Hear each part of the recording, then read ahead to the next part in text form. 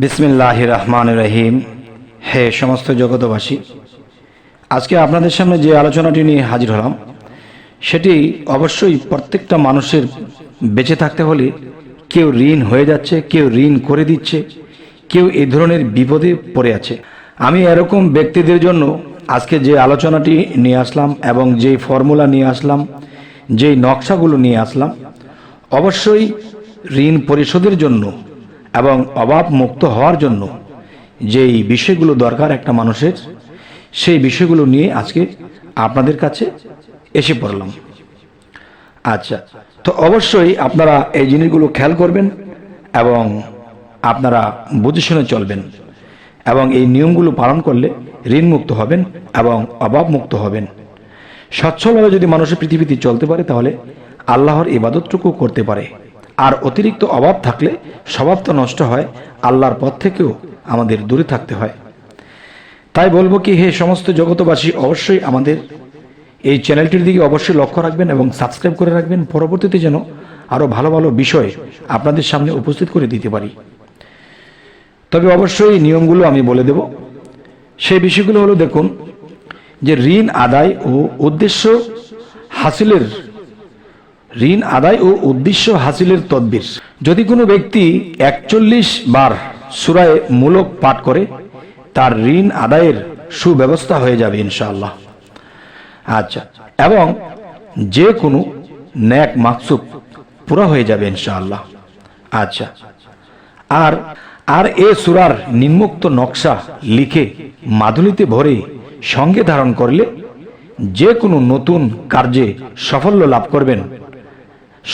লাভ করবেন। এবং নকশাটি এই, অবশ্যই আপনারা খেয়াল করে দেখবেন।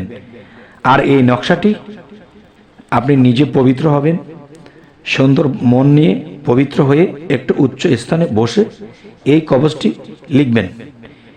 আচ্ছা, লিখে তখন এই কবজটি অবশ্যই আপনার গলায়, আর না হয়তো পুরুষ হলে ডান হাতে, আর মেয়ে মানুষ হলে বাম হাতে, আর না হয়তো গলায়। এটি যখন আপনি ব্যবহার করবেন, ইনশাআল্লাহ আল্লাহর রহমত আপনার ঋণ পরিশোধ হয়ে যাবে। আচ্ছা, ঋণ পরিশোধ হওয়ার জন্য তদবির আরও কিছু বিষয়ে অবশ্যই জেনে রাখুন। যদি কোনো ব্যক্তি ঋণগ্রস্ত হয়ে নিম্নোক্ত সূরা ওয়াল আদিয়াতের নকশা এটি করে সকালবেলা লিখে 7 দিন পর্যন্ত আটার ভিতরে ভরে গুলি বানায়ে নদীতে নিক্ষেপ করবে। আচ্ছা, নদীতে নিক্ষেপ করবেন। আচ্ছা, এরপর আসি, তবে আল্লাহর রহমতে তার ঋণ পরিশোধ হওয়ার ব্যবস্থা হয়ে যাবে ইনশাআল্লাহ। নকশাটি হলো এই। আচ্ছা, এবার আসি যে অভাব দূর ও রুজি রোজগার বৃদ্ধি হইবার তদবির।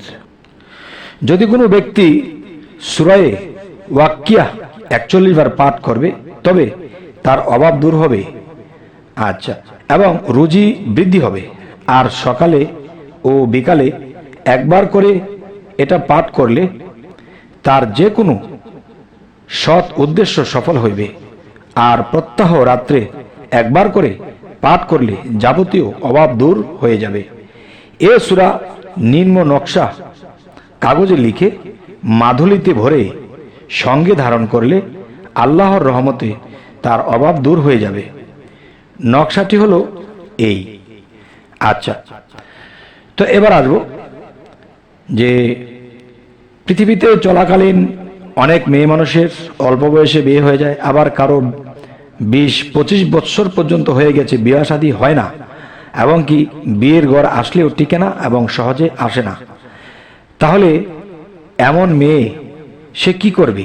তখন এই কাজটি করবেন যে সে মেয়েটি ফজরের নামাজের পরে সে বাম হাতের উপর ডান হাত রেখে তখন এই নামটি পাঠ করতে হবে, ইয়া ফাত্তাহু ইয়া ফাত্তাহু। এই নামটি যদি পাঠ করতে থাকে এবং নিয়মিত করতে থাকে, খুব তাড়াতাড়ি সুফল ফলবে এবং বিয়ে শাদী হয়ে যাবে। তবে আরো একটি কথা হলো কি, যে বিয়ে শাদী যদি হয়ে যায় তাহলে কি হবে? আপনারা গরিব মিসকিনদেরকে মাথায় হাত বুলিয়ে খাইয়ে দেবেন এবং দোয়া চেয়ে নেবেন। তবে আমাদের চ্যানেলটি অবশ্যই সাবস্ক্রাইব করে রাখবেন, পরবর্তীতে যেন আরও ভালো আলোচনা এনে দিতে পারি। সকলে ভালো থাকবেন। আল্লাহ হাফিজ।